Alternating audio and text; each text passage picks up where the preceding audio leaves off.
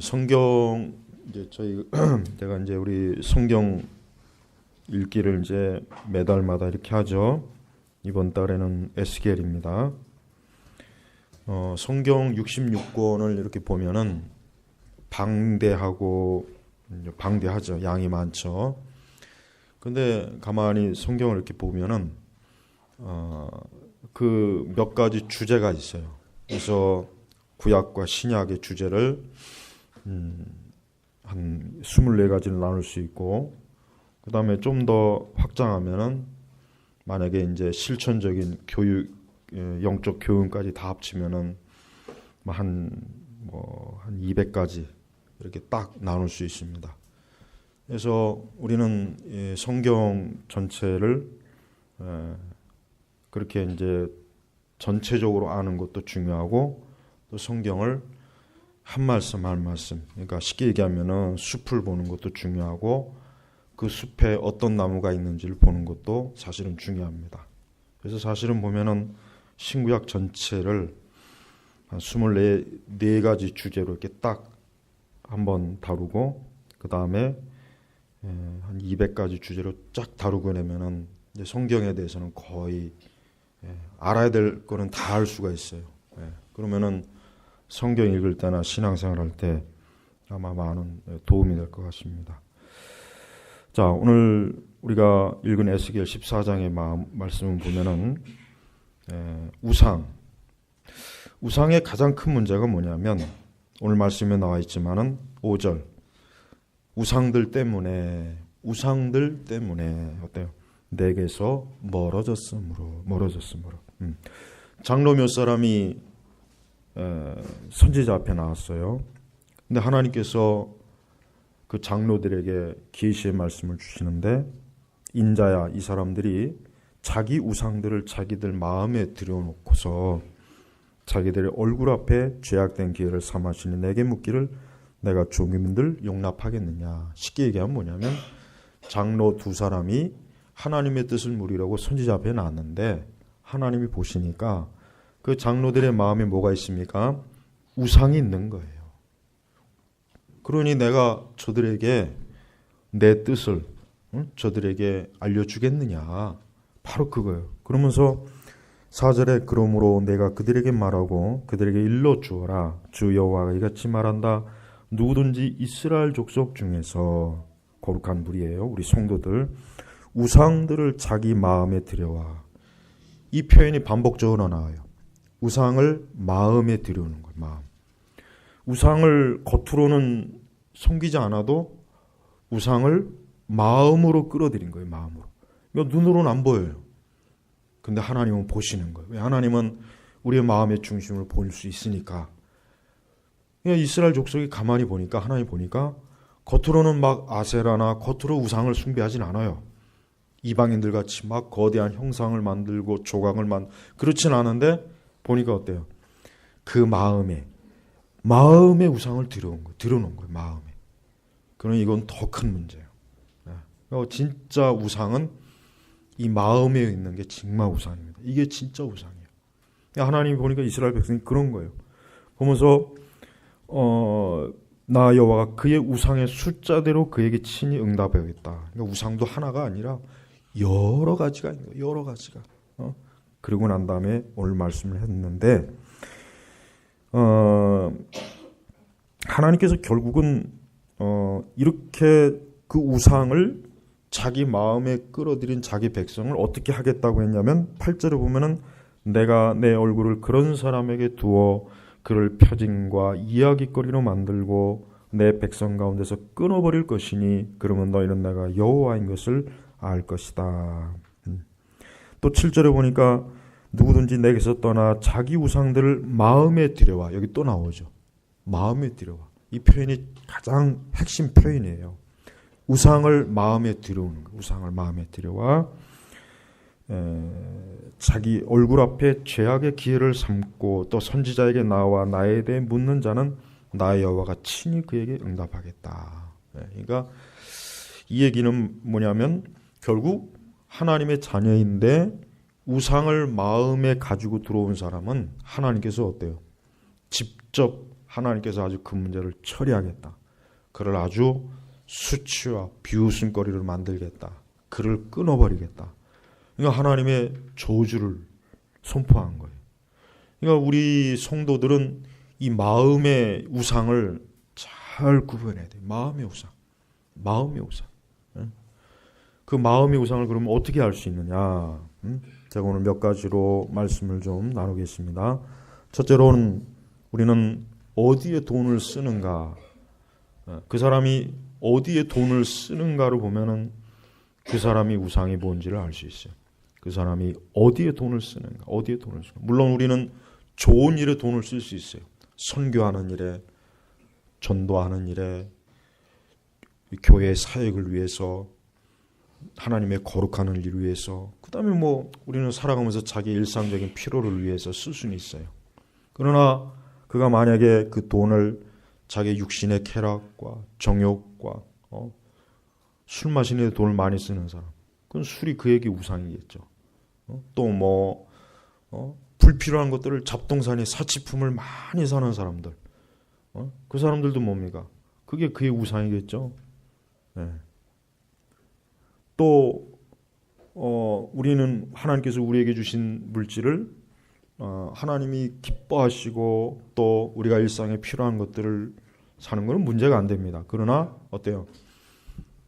굳이 사지 않아도 될 것. 굳이. 예. 뭐 예를 들면 자기 분수에 맞지 않게 지나치게 좋은 차를 뭐 산다거나, 뭐 또 지나치게 뭐 좋은 집을 뭐 구입한다거나, 또 그 돈을 자기 육신의 정욕을 위해서 만약에 쓴다거나, 그거는 뭡니까? 그거는 분명히 우상에게 투자하는 거예요.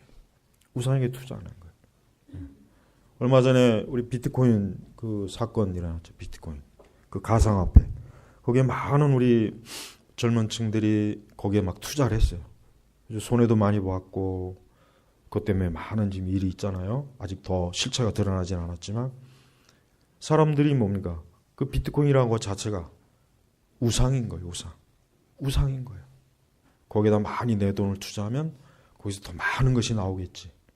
물론 우리는 자본주의 사회이기 때문에 정상적인 투자, 주식, 이건 죄는 아닙니다. 죄는 아닙니다. 그러나 필요 이상으로 과도하게, 또 육신의 어떤 돈 자체만을 위해서 만약에 엄청나게 돈을 일확천금을 빨리 벌어야 되겠다는 방식으로 거기다 투자하는 거, 이것도 뭡니까? 그것도 우상인 거예요. 그래서 우리는, 하나님께서는 우리가 돈을 어디에 쓰는지 관심을 가져요. 하나님께서는 우리가 가지고 있는 물질을 어디에다 쓰는가 하나님이 유심히 지켜봅니다. 근데 하나님 보실 때 거기에다 돈을 그렇게 많이 쓸 필요는 없는데 거기다 왜 이렇게 돈을 많이 쓸까? 그거는 좀 아닌 것 같다. 그거는 뭡니까? 그건 틀림없이 우상일 거예요. 어떤 사람은 지나치게 놀고 먹고 마시는데, 뭐 지나치게 여행을 가는 거, 뭐 지나치게 뭐 어떤 유흥, 그 뭐 가장 나쁜 거죠. 뭐 도박, 그 다음에 뭐 또 그게 많아요. 돈을 좋게 쓰려면 한도 없지만 나쁘게 쓰려면 역시 한도 없는 거예요. 그러니까 하나님께서는 우리의 돈이 어디로 가고 있는가? 여러분 옛날 우리 그 뭐 아시겠지만은 과거의 성도들은 확실히 하나님을 위해서 많은 물질을 드렸어요. 과도하게 할 정도로 많이 드렸어요. 뭐 심지어는 뭐 집을 팔아서도 드리고, 뭐 빚을 냈어도 드리고, 정말 그랬습니다. 그랬어요.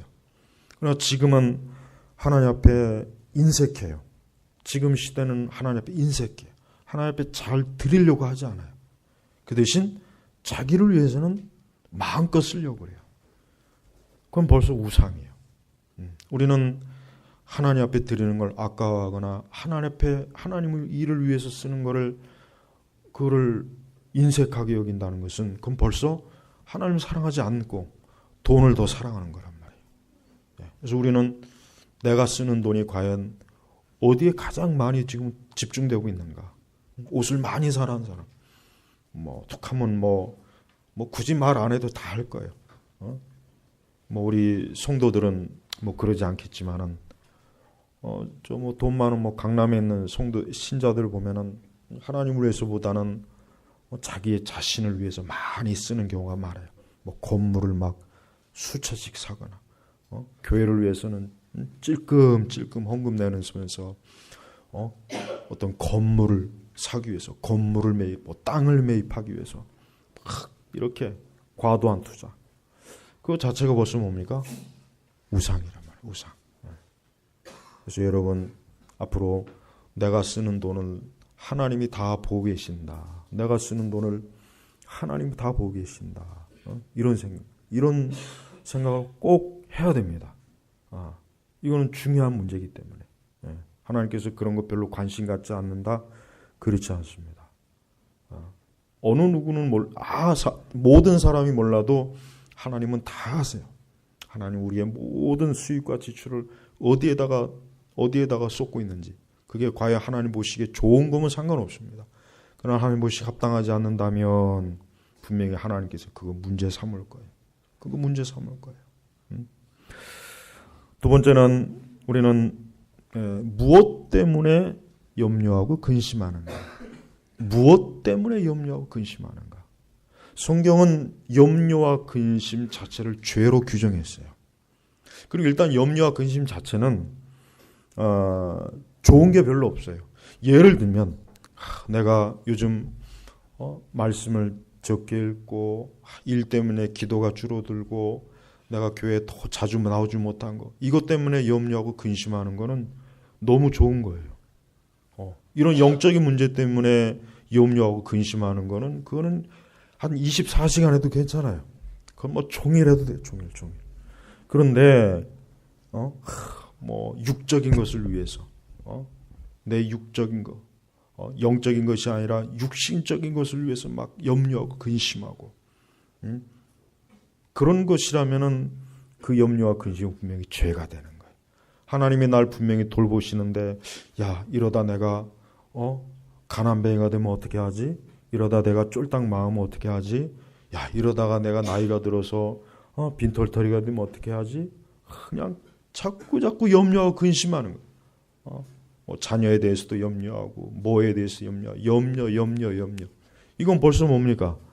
그건 벌써 자기 자신이 우상이 된 거란 말이에요. 그러니까 우리가 하는 염려와 근심도 이게 정말 해야 될 거라면 괜찮아요. 그리고 그것이 영적인 거라면 더 좋은 거예요. 근데 그것이 육적인 것이고 옆집은 이번 달에 좋은 차를 샀는데 난 뭐야? 막 근심이 되고 염려가. 그건 잘못된 거예요. 우리는 특히 저 세상 사람들에 대해서 왜 저들은 저러는데 나는 이럴까? 그거 비교하는 것 자체가 벌써 뭡니까? 그건 잘못된 거란 말이에요. 그 우상이에요, 우상. 여러분 우상은 굉장히 교묘합니다. 우상은 아주 교묘해요. 교묘하게 파고들기 때문에 오늘 말씀을 좀 잘 들어야 돼요. 그러니까 하나님은 우리가 무엇 때문에 염려하고 근심하는 것도 너무나 잘 알아요. 하나님 왜 모르겠습니까? 우리가 무슨 생각하고 뭐 때문에 골치 아파하고 뭐 때문에 근심하고 뭐 때문에 자꾸 괴롭히는 거. 근데 그것이 아까 말한 것처럼 영적인 것이라면 괜찮아요. 그거는 많이 해도 돼요. 좀 많이 했으면 좋겠어요. 오히려 안 하는 게 문제야. 안 하는 게 문제. 그렇게 기도 안 하고 성경 안 읽고 거룩한 일에 투자 안 하는데도 어쩌면 그렇게 얼굴이 평안한지, 어쩌면 얼굴이 그렇게 그냥 천국의 맛을 보는 것 같은지. 그러면 안 돼요. 그러면 오히려 내가 이렇게 하나님 앞에서 이렇게 영적이지 못해서 이거 어떻게 할까? 이래가지고 이거 진짜 어떻게 내가 하나님 앞에 얼굴을 들 수 있겠는가? 어떻게 주님 앞에서 이렇게 이런 염려와 근심으로 이런 게 있어야지. 그런 건 일체 없고 육적인 거 그런 거 거기에만 자꾸 염려와 근심하는 거 그 우상이에요. 그런 우상을 그런 우상을 제발 만들지 말아야 돼요. 그런 것 때문에 자꾸 염려와 근심한다면 하나님께서 역시 성령께서는 기뻐하지 않습니다. 또한 무엇에 실망하는가? 사람은 살면서 실망을 많이 해요. 사람은 살면서 실망을 많이 하죠. 이런 일 때문에 실망하고 저런 일 때문에 실망하고. 근데 우리가 하는 실망이 어떤 종류의 실망인지도 역시 알아야 됩니다. 내가 하는 실망이 경건하고 거룩한 실망이면 괜찮아요. 그런데 내가 하는 실망이 기껏 해봐야 역시 그것이 내 육적 문제에 관한 실망이라면 정말 그것도 뭡니까? 하나님께서 실망할 거예요. 아우, 너가 아직도 그 정도밖에 되지 않았느냐. 내가 너한테 그렇게 많은 은혜를 줬는데 야, 너는 내 은혜를 그렇게 받고도 그 정도밖에 안 되느냐. 내가 실망스럽다. 내가 너에 대해서 실망스럽다. 주님이 그렇게 여기지 않겠습니까? 그러니까 우리는 무조건 실망할 거리가 있다고 해서 정당하지 말고 이것이 정말 실망할 만한 일인가? 그렇지 않으면 믿음으로 이길 수 있는 일인가? 한번 꼭 살펴봐야 되는 거예요. 또한 무엇 때문에 불평하고 있는가? 또 우리도 불평, 불만 많이 하죠. 무엇 때문에 불평하는가? 역시 이것도 모든 기준이 뭡니까? 영적인 선한 일과 의로운 일이라면 불평해도 괜찮아요. 아, 왜 나는 매일매일 교회를 갈 수 없을까? 왜 우리 교회는 매일 예배가 없을까? 우리 교회는 이렇게 주일 시간이 짧을까? 한 11시까지 했으면 좋겠다. 이런 건 많이 불평해요. 많이. 근데 왜 이렇게 시간이 오래 가냐? 왜 이렇게 예배 시간은 오래 가냐? 왜 이렇게 설교 시간은 왜 이렇게 한도 없이 늘어지냐? 왜 이렇게 기도 시간은 또 이렇게 그런 걸 또 불평할 수가 있어요. 여러분, 우리는 이 불평 자체도 성경에 보십시오. 특히 이제 우리가 출애굽기 보면은 이스라엘 백성이 불평을 얼마나 많이 했습니까? 얼마나 아주 오죽하면 모세가 아주 지긋지긋해서 내가 도대체 이 백성들 때문에 도저히 내가 이게 정말 살 수가 없다. 하나님 앞에 모세가 하나님 앞에 이스라엘 백성의 그 불평 때문에 아주 지긋지긋했다. 근데 이스라엘이 불평을 보십시오. 이스라엘의 불평이 다 어떤 불평입니까? 뭐 고기가 먹고 싶다. 뭐 애굽이 좋았는데 우리가 모세에게 홀려갖고 여기까지 와서 이게 웬 고생이냐. 뭐 또 가나안에 보니까 이 덩치 큰 놈들이 있다더라. 우리 거기 가서 다 죽게 생겼다. 뭐 그들은 사사건건 불평이에요. 불평. 근데 그런 불평을 하면 안 돼요. 모든 걸 다 뭡니까? 이스라엘 백성들은 마땅히 하나님의 은혜로 여겼어야 돼요.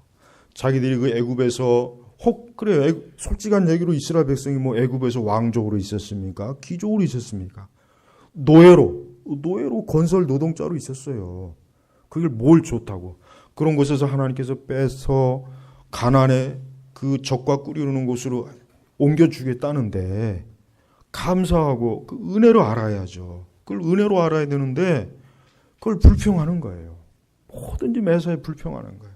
여러분, 우리는 불평할 때도 야, 이것이 불평할 일일까? 하나님 앞에 이런 불평을 했다가 하나님이 기뻐할 수 있을까? 그 불평이 어떤 종류의 불평인지 우리가 확인을 해야 돼요. 그러니까 이스라엘 백성들처럼 야, 내가 이거 하나님 앞에 배은망덕해서 이거 하나님 앞에 합당하게 마땅히 감사해야 될 건데 이걸 불평하고 있는 거라면 빨리 회개하고 그런 불평에 대해서 다시는 하면 안 돼요. 그리고 우리는 모든 것이 합력한 선을 이루는 거예요. 모든 것이 합력한 선을 이루는 거예요. 믿는 자에게는 모든 일이 합력한 선을 이룹니다. 진짜예요. 그렇다면 우리가 그 말씀을 확실히 믿고 있다면 그러면 지금 내게 좀 안 좋고 내게 안 좋은 일이 있고 좀 그래도 괜찮아. 하나님께서 분명히 이거 좋게 해주실 거야. 뭐 지금 눈에 보일 이게 좀 당장은 좀 내가 좀 손해를 보고 안 좋긴 하지만 반드시 하나님이 이것까지도 좋게 해주실 거야. 그렇게 감사해야 돼. 감사해야 된단 말이에요. 여러분 혹시 항상 하나님의 그 은혜에 대해서 늘 감사해야 돼. 은혜를 모르면 안 돼요. 하나님의 은혜를 모르고 은혜를 상실하게 되면 모든 게 다 모든 게 다 불평거리로 보는 거예요. 모든 게 다 불평거리로. 항상 뭐든지 감사할 줄 알고 여러분, 이 좌파들의 특징이 뭡니까? 그들은 없는 것도 불평거리로 만들어요. 없는 것도 있는 것처럼 불평거리로 만들어요. 이게 무서운 거예요. 그러니까 여러분, 사람은요, 이 어떤 생각을 가지냐가 참 사실 중요한 거예요. 어떤 생각을 가지냐가. 자꾸 나쁜 것만 찍어대면은 모든 게 다 나빠요. 모든 게 나빠요. 그러나 좋은 것을 뽑기 시작하면 또 모든 게 또 좋게 보이고. 물론 무조건 다 좋게 보는 것도 잘못됐지만, 이만하면 괜찮은데 그걸 가지고 막 나쁘다고 그렇게 잡아 뽑으면은, 그럼 세상에 좋을 게 뭐가 있습니까? 하나도 좋을 게 없는 거예요. 하나도 좋을 게 없는 거예요. 요즘 뭐예요? 요즘 미투 운동 때문에 남자들이 이제는 여자를 가까이 대하는 게 무섭대요. 그래서 이런 회사에서도 직접 업무 지시가 아니라 카톡, 왜 조금만 말 잘못하면은 뭐 또 나 당했어요. 이런, 이게 이제는 이게 또 이제 극단적으로 되니까 남자들이 여자를 피하는 거예요. 괜히 또 트집 잡히고 또 뭐 하면 이것도 큰일 난다. 이게 또 극단. 그러니까 여자들이 이제 어때요? 배제가 되는 거예요. 서서히. 뭐든지 이게 참 극단적으로 나가면 항상 문제가 생겨요. 우리 교회에서도 이제는 나도 이제는 라인으로 메신저로 이제 상담을 하고, 메신저로 얼굴 마주 보지 말고 가까이 있지 말고, 나도 그래야 될 것 같아요. 여러분, 우리는 불평이 참 안 좋은 겁니다. 마땅히 해야 될 불평을 해야 돼요. 뭐 이렇게 예배 시간이 짧으냐, 뭐 이렇게 주일은 짧으냐, 왜 이렇게 일주일에 하나님께서 주일을 2번씩 하시지 왜 1번밖에 안 했냐, 뭐 이런 불평하는 사람은 없더라고. 이제까지 한 번도. 왜 이렇게 주일은 빨리 돌아오느냐 어제 주일이었는데 무슨 또 오늘 주일이냐, 뭐 이런 불평은 많이 해요. 그러니까 사람이 육적이기 때문에 영적인 선한 일에는 이게 자꾸 불평을 해요. 자꾸 불평을 해요. 자꾸 불평하고. 교회에서도 봉사할 때 보면은 그냥 이게 하나님의 일이니까 기쁨을 해야 되는데 왜 내가 더 이렇게 뭐 많은 짐을 지느냐, 왜 내가 더 많은 부담을 해야 되느냐, 이렇게 불평도 해요. 또 그런 불평하지 말고 오히려 왜 나한테 이렇게 일을 적게 줬느냐, 이래야죠. 이게 하나님 보시기 좋은 거지. 이거 여러분, 내가 하는 불평도 하나님이 보는 거예요. 내가 하는 불평도 하나님이 보신다고 보면 돼요. 그러니까 그 불평이 좋은 거라면 괜찮은데 이스라엘 백성처럼 나쁜 거라면, 좋지 않은 거라면 역시 하나님 보시기에는 그것도 우상에게 마음을 빼앗긴 거예요. 또 무엇에 화를 내는가? 역시 무엇에 화를 내고 있는가? 우리는 마땅히 화를 내야 될 것은 화를 내야 돼요. 마땅히 화를 내야 되고 화를 내야 된단 말이에요. 예를 들면 동성애를 합법화해야 된다. 그러면 우리는 화를 내야지 그걸 웃고 앉아 있습니까? 그럴 수는 없잖아요, 우리가. 그건 당연히 화를 내야 되는 거예요. 왜 그렇게 하느냐? 이건 잘못된 건데. 우리는 마땅히 화를 내야 될 것을 내지 않고 화를 안 내야 될 것을 사실 내는 경우가 많이 있죠. 그러니까 교회가, 또 우리 기독교가 배도와 배교로 나가면 이건 우리 화를 내야 되는 일이에요. 이건 화를 내고, 여러분 모세가 그 산 위에서 하나님을 뵙고 내려왔는데 돌판 2개 들고 내려왔잖아요. 근데 이스라엘 백성이 내려와 보니까 막 자기들끼리 막 파티를 열고 축제를 하고 우상을 숨기는 거예요. 그러니까 모세가 얼마나 화가 났으면 그냥 그 2 돌판을 던져서 확 내리쳤잖아요. 근데 어떤 학자들은 그건 잘못한 거다.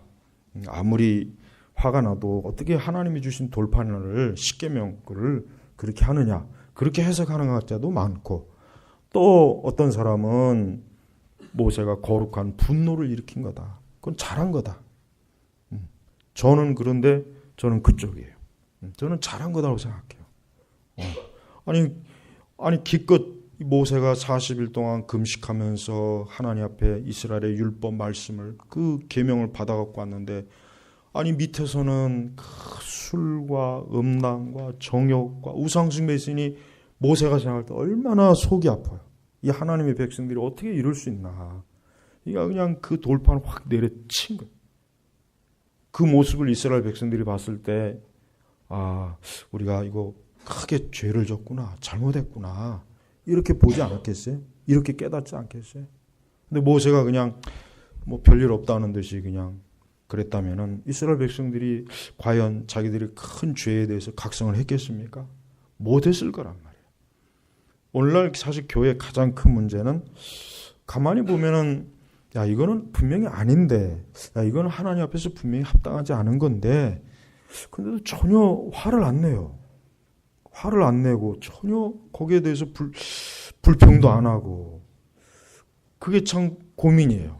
그럼 오히려 화를 내고 불평하는 사람이 너무 그렇게 지나치다, 과격하다, 너무 그렇게 이렇게 반응이 거치냐 이런 말을 들어요. 이런 말.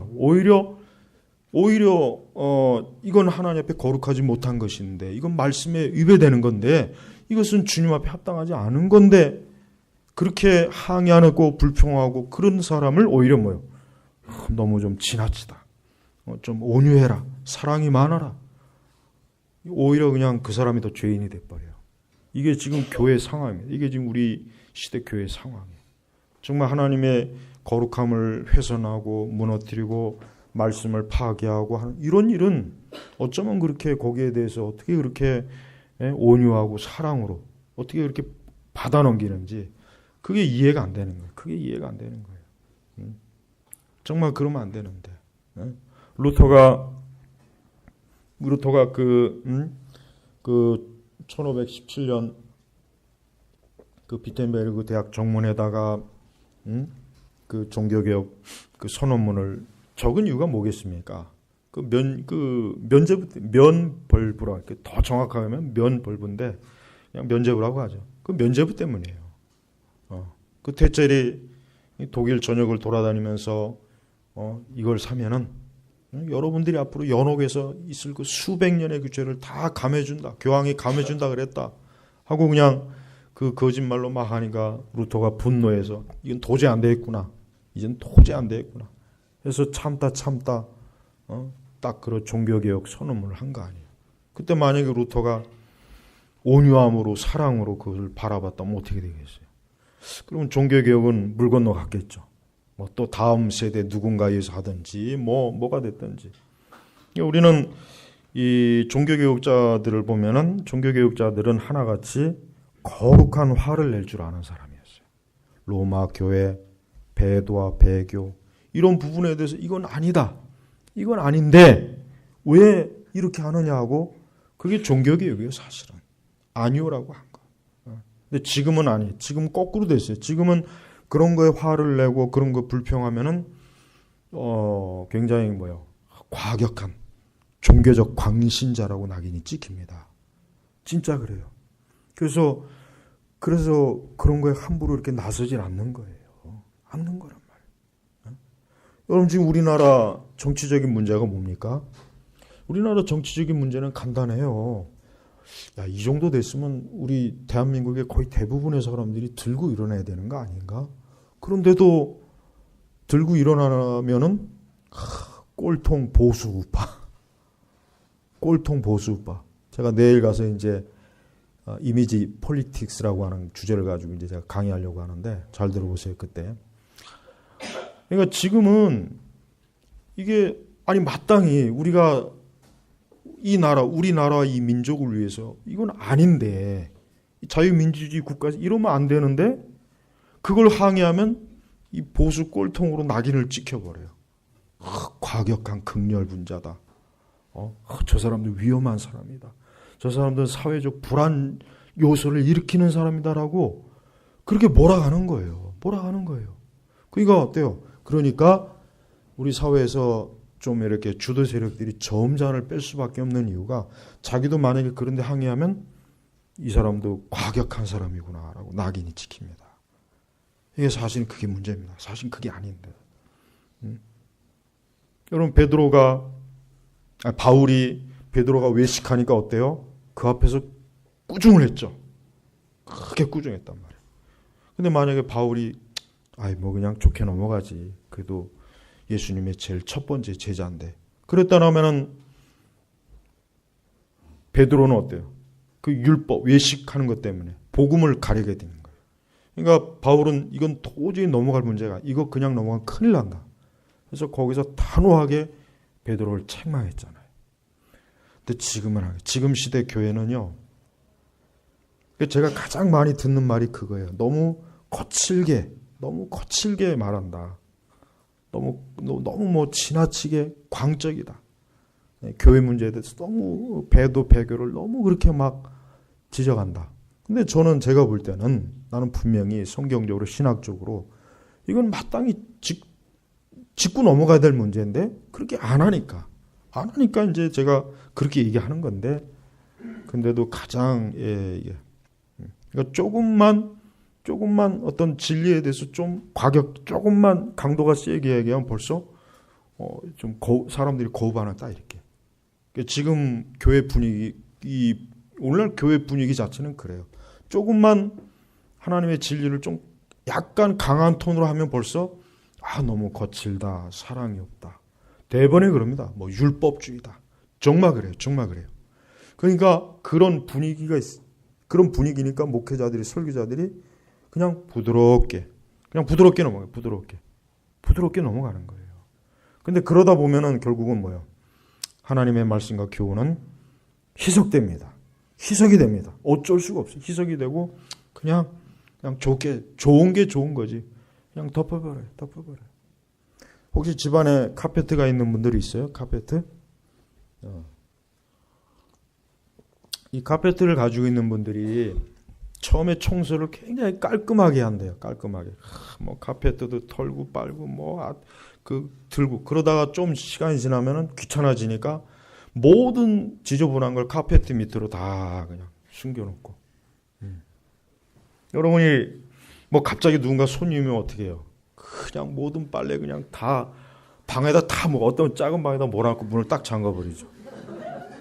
다 그러죠. 다 그럴 거예요. 우리도 그래요. 우리도 그래.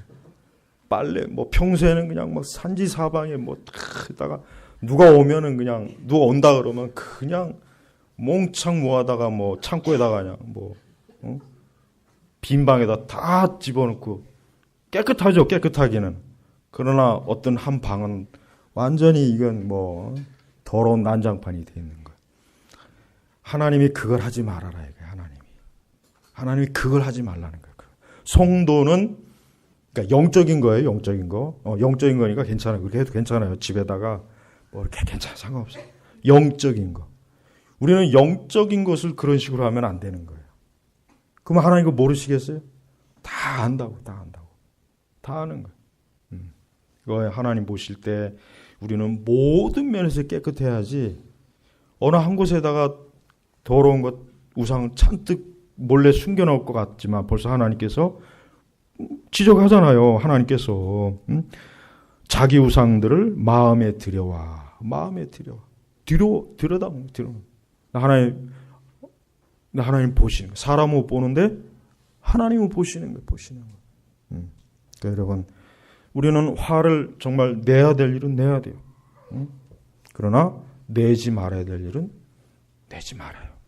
괜히 우리가 영적인 선하고 거룩한 의로운 것을 화를 낸다는 건 참 좋은 거예요. 그래서 여러분, 우리가 구약 성경에 왜 하나님이 진노하십니까? 하나님의 진노는 다 의로운 진노예요. 하나님이 단 한 번도 의롭지 않은 진노는 낸 적이 없어요. 여러분 찾아봐요, 성경에. 우리 예수님께서도 성전에서 장사하니까, 오늘도 그 천주교 이렇게 또 바제하는 날이에요. 한 달에 한 번씩 꼭 해요, 쟤네들은. 그래서 내가 오늘도 이렇게 가면서, 교회에서 이제 다시 집으로 가면서, 그 앞에서 이렇게 장사를 하잖아요. 그러면 아무리 천주교 뭐든 간에, 그러면은, 아니 이제 미사를 하러 가는데, 아니 그 앞에서 그 천주교 신자들이 물건도 살펴보고 뭣도 보고 그러고 가서 미사하면은 그 미사 집중이 될까요? 내가 볼 때는 안 될 것 같은데 그 앞에다 그냥 막 뭐 바자회 한다고 팔물건을 그냥 쫙 널어놨어요. 그 사이를 이제 천주교 신자들이 들어가는 거예요. 거쳐서. 그래가지고 무슨 미사가 될까? 내가 생각하기도 야, 내가 만약에 저 본당 사제라면은 적어도 주일날에 저 짓은 못하게 할 텐데, 나 같으면. 나도 못하게 할 텐데. 그 짓을 하는 거예요. 예수님이 성전에서 왜 그 성전에 있는 사람들의 그 장사꾼들을 왜 쫓았습니까? 성전은 하나님께 제사하는 곳이란 말이에요. 근데 그런 제사하는 곳에서 막 장사하고 소를 파고 환전을 하면 그 사람들이 마음이 어디로 가겠습니까? 하나님께로 가겠습니까? 거기로 가겠습니까? 소나 양이나 말이나, 아니 말이 아니고 소나 양이나 비둘기나 환전, 거기에 마음을 뺏길 거 아니에요. 하나님께 가야 될 마음이 거기로 가니까 예수님께서 이놈의 해가지고 그냥 안 되겠구나 해서 막 예수님이 가장 극한 분노를 보이신 게 거기에요. 딱 그거란 말이에요. 근데 지금 교회는 전혀 안 그래요. 전혀. 그렇게 했다가는 뭐 예수님이라도 쫓겨납니다. 그렇게 했다가. 그러니까 여러분, 우리가 분노, 화를 내야 될 땐 내야 되는 거예요. 그렇지만 그렇지 않을 때는 내지 말란 말이에요. 또한 우리는 무엇을 소망하는가, 무엇을 갈망하는가. 여러분, 갈망이 뭐예요? 난 이게 가장 우상의 형태 중에 이것만큼 이게 가장 나는 결정적으로 무엇을 갈망하는가. 여러분, 갈망이 뭐예요? 여러분이 마음속에 있는 갈망 한번 생각해요. 내 갈망이 뭘까? 내가 가장 지금 바라는 게 뭐예요? 여호와를 경외하고 하나님을 사랑하고 그분을 기뻐하고 그분을 모시고 언제나 내가 주님을 모시고 주님 앞에 사는 거. 이게 큰 갈망이 돼야 되는데 그것보다 다른 무언가가 갈망이 크면 안 돼요. 내가 땅을 많이 사리라, 자녀를 크게 교육시켜서 성공시키리라, 좋은 차를 뽑으리라, 좋은 곳에 가서 내가 오늘은 맛있게 뭘 먹으리라, 많은 갈망이 있죠. 그렇다고 해서 모든 갈망이 나쁘다는 건 아니에요. 그런 갈망이 나쁘다는 건 아닌데 우리는 어떤 것을 갈망하든지 하나님을 경외하고 살아가는 것보다 앞서면 그 우상입니다. 그 우상이에요. 그러니까 부부간에도 나는 부부간에 너무 금슬이 좋은 거 아주 싫어요. 정말 싫어요, 나는. 내가 왜 이런 얘기를 하냐면 가끔가다 이렇게 이제 페북이나 이런 데 보면은 막 부부간에 너무 좋아가지고 껴안고 보면은 밥맛 그냥 막 속으로. 그리스도인들이 부부간에 너무 그렇게 금술 좋은 거 제발 아니에요. 그 우상이에요, 우상. 제발 그러지 마세요. 이거 심각한 거예요. 예수님을 가장 나의 신랑, 나의 배우자로 삼아야지 그냥 둘이 죽고 못 살아요. 성도가 그런 건 그건 안 돼요. 그래서 나는 그거 보면서 언젠가는 하나님께서 반드시 저 깨트린다. 분명히 난 정말 그렇게 생각해요. 깨트려 버립니다. 하나님이 얼마나 질투가 많으면은요. 하나님은 자기보다 더 사랑하는 무언가를 우리가 붙잡고 있으면 절대 그냥 내버려 두질 않아요. 절대 그냥 내버려 두는 법. 한번 시험해 봐요. 제 말이 틀린지 알만. 하나님의 그 질투는 무섭습니다. 우리의 마음이 조금이라도 주님에게 떠나면은 부부간에도 갈라놔요. 진짜입니다. 누구를 먼저 데려가든지가. 자식을 너무 사랑하면 자식도 데려가 버립니다. 내가 주님보다 더 사랑한 게 있으면 하나님께서 아예 그냥 난도질을 해버려요. 무서워요, 무서워.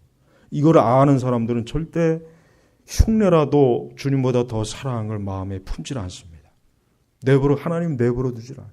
그만큼 하나님은 우리의 사랑을 독점하는 분이에요.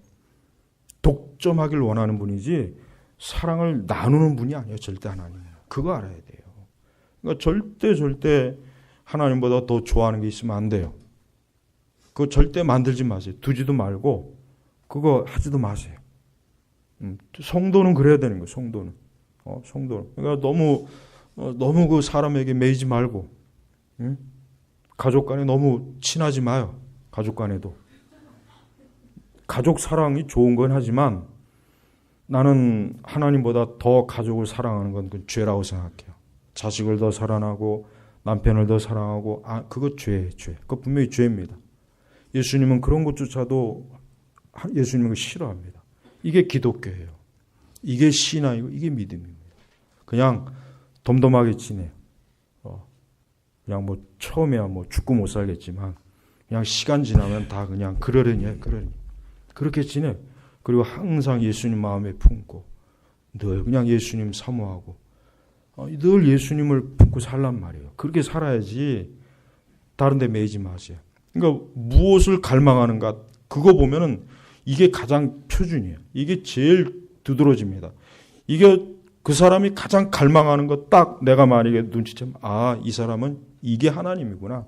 이게 제일 이 사람이 소망하는구나. 돈, 뭐 명예, 권력, 뭐 보이는 거, 보이지 않는 건 뭐든지 간에 그가 가장 갈망하는 게 있으면은 그게 하나님이 아니면 그건 무조건 오늘 말씀에 뭡니까? 자기 우상들을 마음에 들여와. 그 마음에 들여온 거예요. 마음에 들여와. 이미 들여놨어요. 그러니까 절대로 예수님 외에는 그 어떤 것도 내 마음의 중심을 차지하면 안 돼요. 철저하게 그리스도만이 중심을 차지해야 돼요. 이거 외에는 사랑하는 게 없어야 돼요. 이거 외에는 내 갈망이 없어야 돼요. 옛날 청교도들의 일기나 그들의 책을 보십시오. 그 갈망이 오직 하나님 외에는 없잖아요. 갈망이 다른 게 없어요. 그 주님에 대한 갈망이 너무 커요. 너무 커. 그거는 솔직히 말해서 지금 흉내도 못 내면 그렇게 하고 싶어도 못 하겠어요. 저는 그 정도밖에 안 되는 거예요. 우리 세대는. 그런데도 불구하고 그 주님에 대한 갈망이 너무 그렇게 없어서야 어떻게 하겠어요? 어떻게? 주님에 대한 갈망이 커야 돼요. 제일 커야 돼요. 하여튼 주님에 대한 갈망이 지금보다 100배, 1000배, 10,000배 커야 이게 진짜 하나님을 사랑해요. 또한 마지막으로 무엇을 즐거워하는가? 그 즐거움. 여러분 무엇을 즐거워합니까? 그 즐거움이 뭐예요? 즐거움. 역시 이것도 우상을 분별할 수 있는 아주 중요한 핵심 질문이에요. 6번째하고 7번째가 가장 핵심이에요. 무엇을 갈망하는가? 무엇을 즐거워하는가? 무엇을 즐거워해? 무엇을 즐거워? 그 즐거움을 너가 가장 즐거워하는 걸 나에게 좀 얘기해봐라. 그럼 내가 너에게 너의 신을 얘기해 주겠다. 이게 정답이에요. 정답. 뭘 즐거워요? 사람은 누구나 다 즐거움을 찾아요. 많은 즐거움이 있어요. 노는 즐거움, 먹고 마시는 즐거움. 뭐 즐거움이 많죠. 뭐 우리 성도들이 뭐 일상을 살면서 우리는 뭐 이런저런 소소한 즐거움, 우리는 살면서 또 죄가 되지 않는 그런 즐거움 괜찮아요. 그런 거 좋아요. 그러나 궁극적으로 우리가 하나님과 그리스도보다 더 큰 즐거움을 원한다면 그게 아무리 좋은 거라도 그건 죄입니다. 그건 죄예요. 그건 죄가 되는 거예요. 여기 우리 두 남녀가 그날 데이트하는 날을 잡았어요. 근데 그날 교회에서 기도하는 날이에요. 어디로 와야 되겠습니까? 교회로 와야죠. 교회로 와야죠. 내가 가장 쉽게 예를 달라고 한 거예요. 가장 쉽게. 모든 게 다 그래요. 모든 게 다.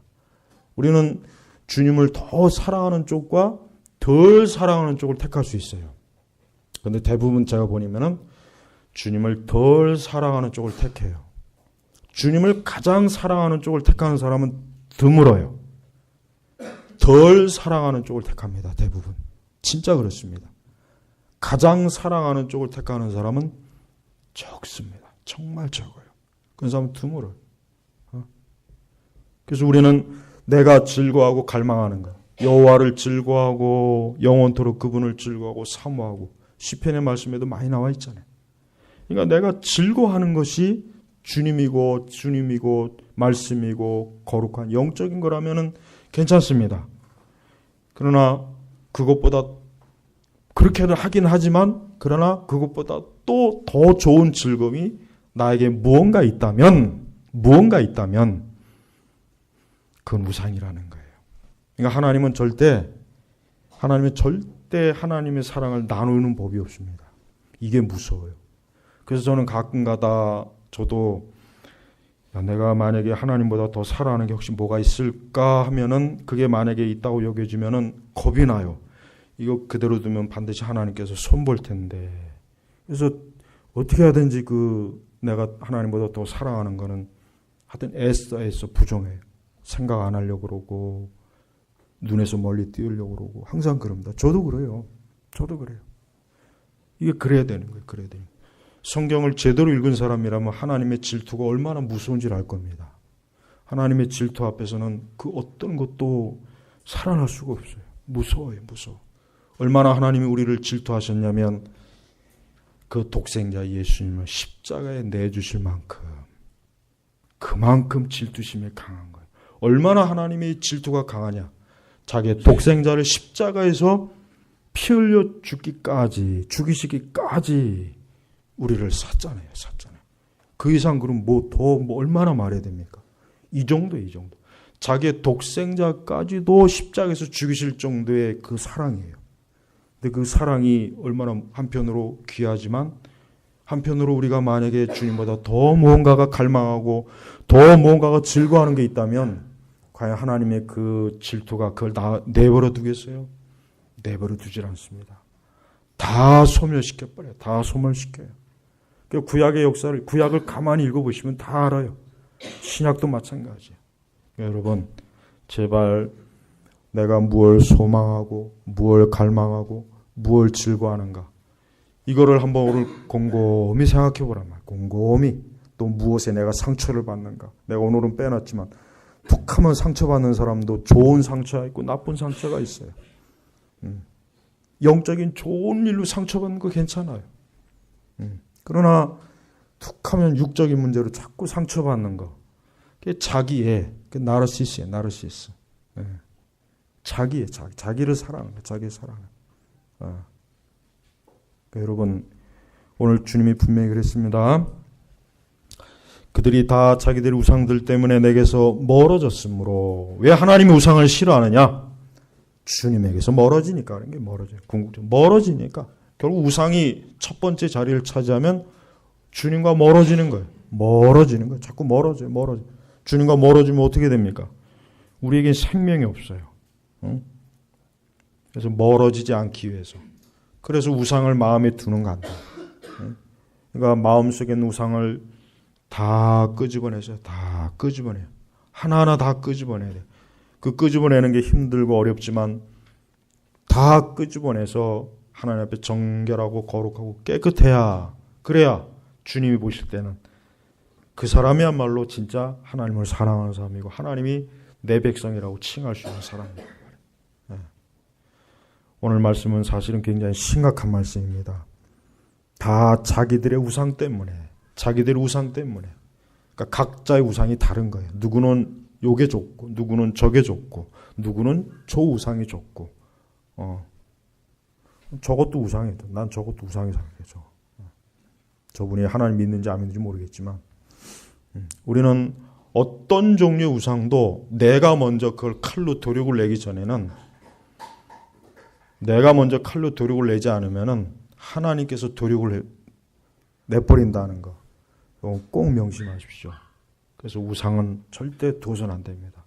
우상을 끌어들이지 말고 우상을 만들지도 말고 우상에 대한 꿈과 기대도 하지 말고 오직 주님 외에는 그 어떤 것도 없는 것도 내 마음에 차지하지 않도록. 이게 참 여러분의 신앙에 중요한 거니까 오늘 말씀을 꼭 명심하시기를 주의 이름으로 축복합니다. 기도하겠습니다. 하나님 아버지 감사합니다. 우리는 주님의 사랑을 받은 자고 우리는 주 예수 그리스도의 그 핏값으로 하나님께서 산 자들이니 우리의 마음과 생각이 주님에게서 멀어지지 않게 하시고 우리의 마음과 뜻이 언제나 주의 말씀에 굳게 붙어있게 해주시고 우리 몸과 마음이 언제나 하나님을 향하여 돌아서게 하여 주시옵소서. 감사하며 우리 주 예수님의 이름으로 기도 올렸습니다. 아멘.